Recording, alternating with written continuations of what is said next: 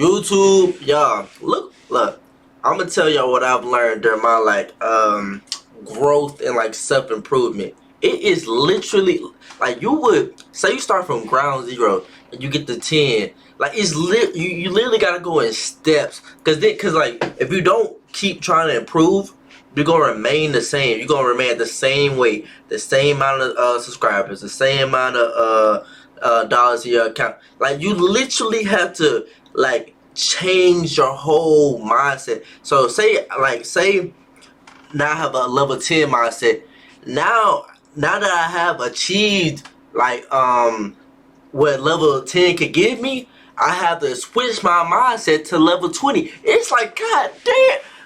Cause then you like, damn, I done came a long way. But then you gotta keep going. So no matter where you are in life, say you trying to lose weight or you trying to get big in the gym, you have to keep you have to change I don't even know how to explain it. So my goal right now for YouTube, it's 1,000 subscribers, right? But then it's you gotta go the extra mile. So what I did to reach 1,000 subscribers, I can't do to reach 100,000. And then what I did to reach 100,000, I can't do to achieve 1,000,000. So it's you gotta keep changing your game plan. And you already good at this, but how can you make it better?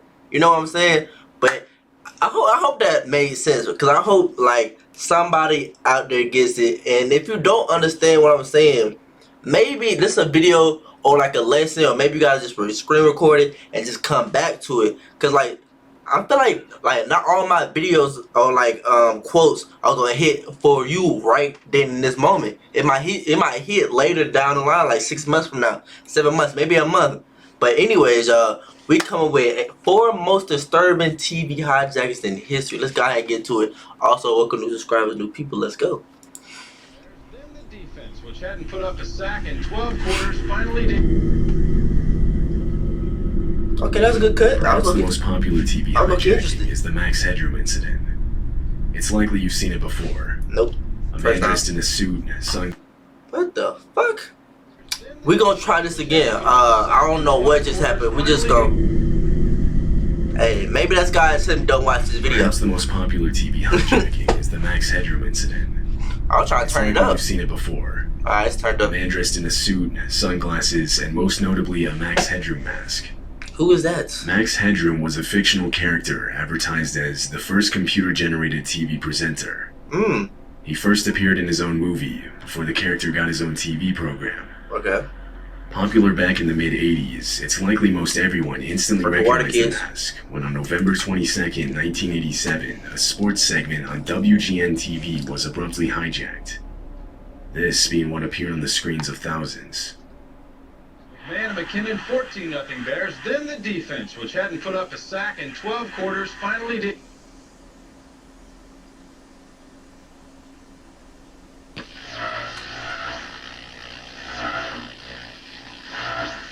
See, this is not that scary to me, because I look at this like a teenager's behind the matches. That's not this is just stupid. What is he doing? He ain't get no love at home. Hijacking lasted a total of 17 He's seconds just acting up before engineers at WGN were able to regain control of the broadcast tower by switching to a backup frequency. At the time, not even they knew what had happened. Well, if you're wondering what's happened, so am I. Actually, are they just gonna try to move past that? Hell nah. They just laughing it off. Computer that we have running our news from time to time took off and went wild. So what we're going to do is start over from the top with the Bears and tell you once again about the 30-10 victory they had over Detroit today out at Soldier Field. We'll show you from the top and show you again. The video itself shows the man in the Max Headroom mask swaying erratically, all while the background rotates from side to side. This is seemingly to recreate the look from the actual Max Headroom show, which features a similar background. During the hijacking, a distorted buzzing sound can be heard. Only the visuals were successfully hijacked. However, on that same day a few hours later, a different station, WTTW, was also hijacked by the same group. And this time there was audio. You should talk often with the older ones of your tribe. That is the only way to learn. I'll get you a hot drink, miss. Because he's a freaking nerd. I think I'm better than Chuck Swirsky. Working with oh, Jesus. Like, you deserve to get your ass beat. Like, what is you doing? Like, this ain't scary to me. This really just corny. Aha!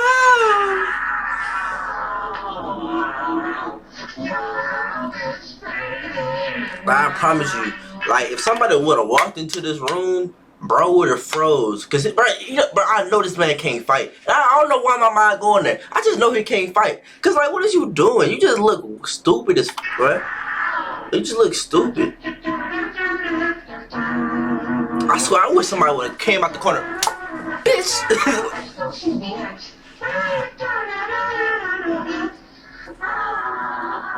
This ain't that bad.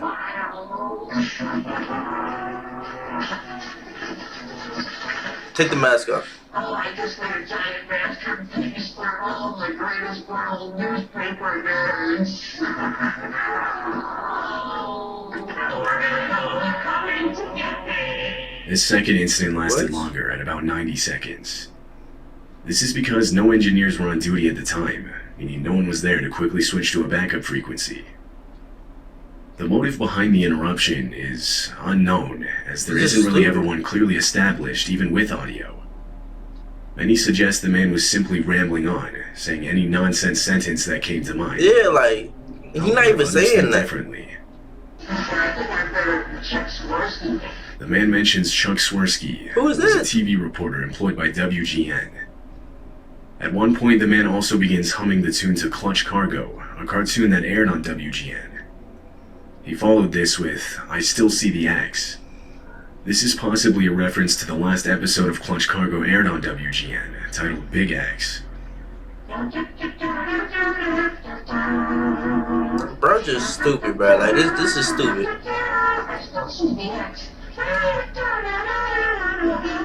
Oh, I just got a giant masterpiece for all the greatest world newspaper nerds. Man, I wish somebody would have beat this man ass. Additionally, the man mentions how he made a giant masterpiece for all the greatest world newspaper nerds. He likely meant World's Greatest Newspaper, or WGN, the first station that was hijacked. Perhaps he felt wronged by the station in some way, and the hijacking was deliberately created for and against WGN.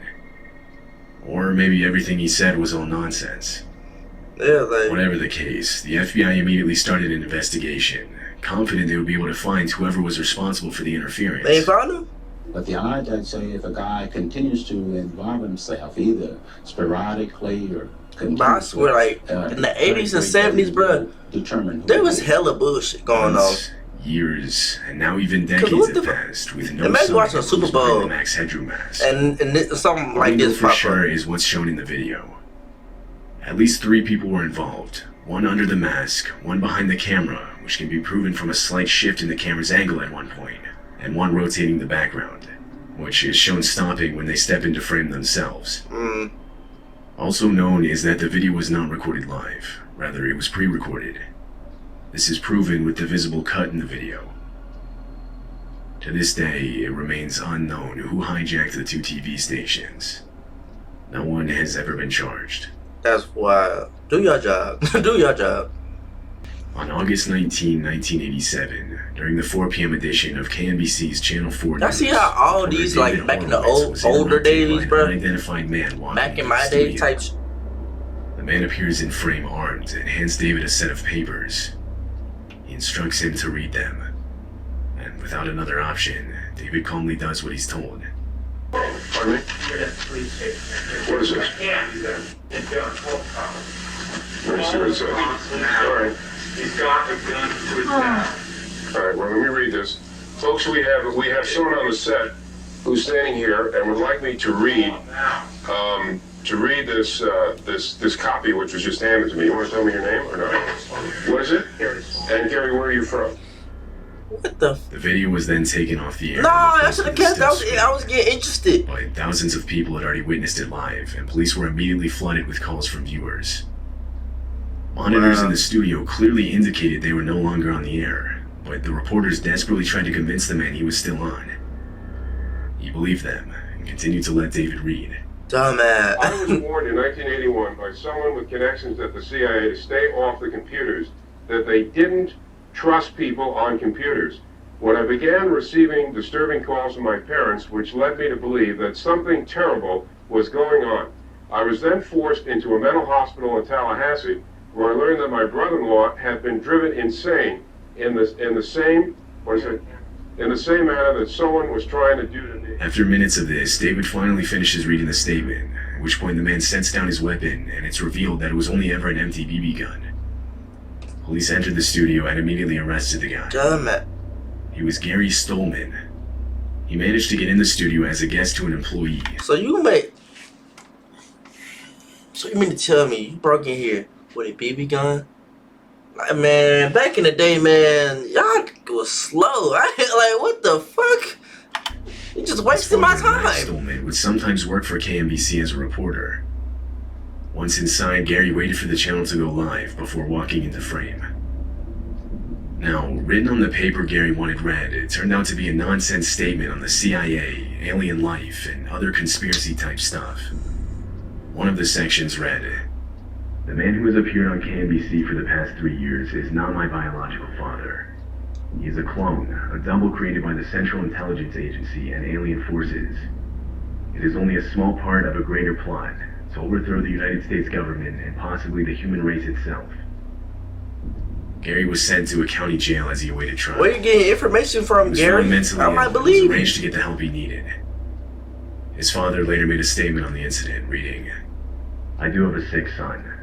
He has been hospitalized a number of times. I'm just thankful he wasn't shot." But it's a BB gun.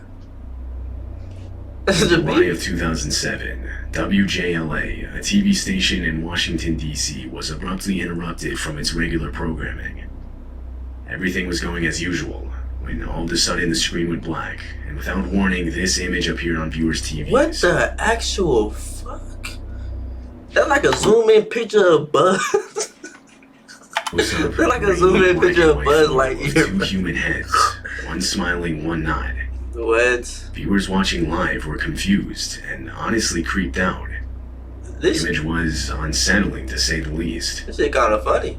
It stayed on screen for several seconds with no movement and no Bro, look like he bite his lip.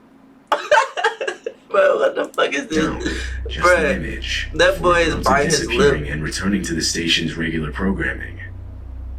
Many viewers called the station and made posts online trying to get answers. In response, the cable company ended up releasing an official statement on the incident. They claimed the image was a still frame from an advertisement for the Oprah Winfrey Show that was scheduled to play later on. Basically, they reasoned that their system somehow glitched in showing the still frame. Huh? This explanation left people skeptical. They're like, what? Many searched but found no Oprah Winfrey That makes advertisement sense. showing anything resembling the still frame. It's widely believed the explanation was a cover-up for a successful hijacking of the station. Although, if this is the case, whoever's responsible for it is not Bro, that's identified. what bro looked like, bro, I swear. Viewers that had footage of the incident found that after posting them online, they were mysteriously getting taken down. There are no surviving videos left on the internet today. This and is, some hey, footage of the incident is now what being is treated going as on in the lost world, media. bro, I swear. The only remaining evidence is this picture of the still frame that was Alright, why shown. you zooming in, bro? Why you zooming in? Back up. It's January 3rd, 2007. Oh, The shit. Australian broadcast channel, Channel 7, is broadcasting a rerun of an episode of the Canadian television documentary Mayday. At Mayday? one point during the documentary, the audio suddenly cuts out and is eerily replaced with constant looping of a man yelling the words, "Jesus Christ, help us all, Lord." The visuals remain unchanged. It was only the audio that was affected. One viewer witnessing this pulled out his camera and began recording the strange audio. Yeah, y'all just saw them dogs? Jesus Christ, help us all, Lord. Jesus Christ, help us all, Lord. Jesus Christ, help us all, Lord. Jesus Christ, Help us all, Lord. You can make a beat out of it. Christ, help us all, Lord. Hey, Jesus Christ, help us all, Lord. Jesus Christ, help us all, Lord. Jesus. This would go on for over 5 minutes before Me, returning that back to must the be hard. documentary's Jesus original Christ, help us sound. all, Lord. The viewer wrote, "I was channel surfing and heard this weird sound being repeated. It caught my attention as it was very odd, a bit creepy. I thought it was some kind of subliminal message, or that someone must have hacked in. I tried ringing the station for several minutes, but they never picked up." After gathering enough attention, a spokesperson for the network would make a statement. He denied the transmission being a prank or security breach, and actually claimed that the repeated line was a part of the original broadcast. He further stated that the audio actually said, "Jesus Christ, one of the Nazarenes." What? However, there's almost no similarity between the two phrases. Exactly what? People took this statement almost as a joke, considering how absurd it was. Like, It's believed the station's audio was temporarily hijacked, and the network didn't want to admit to it. that's a few crazy independent transition. Y'all see researchers began that? an investigation on where the original audio came from, and surprisingly, it was actually found. It turns out the audio came from the haunting video of Preston Wheeler reacting to an ambush on his convoy in Iraq.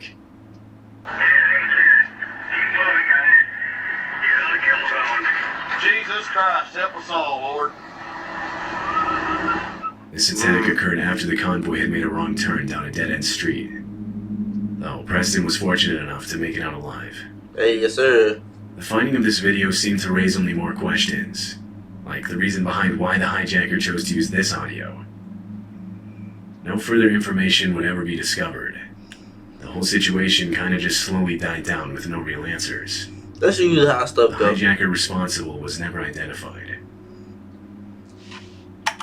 Man, I ain't gonna lie. Most of these happen like in the older times with box TVs. Some of y'all too young to remember box TVs, but yeah, with the box TVs and the white and red and yellow. I don't even know what them things called, but you used to put in the back of your TV. And yeah, everybody be thinking like Gen Z didn't have like you know. What like a tough, I ain't gonna say tough childhood, but they act like we had like iPhones our whole upbringing, but we didn't get iPhone. Well, to my knowledge, we didn't get iPhones till like I was like 7, 8, maybe 9, 10. Okay, that's a huge jump. Hold on, I'm gonna say like 2009, 10, maybe 11. Like we really did like always have iPhones. So like you had to, I remember always having them VHS tapes.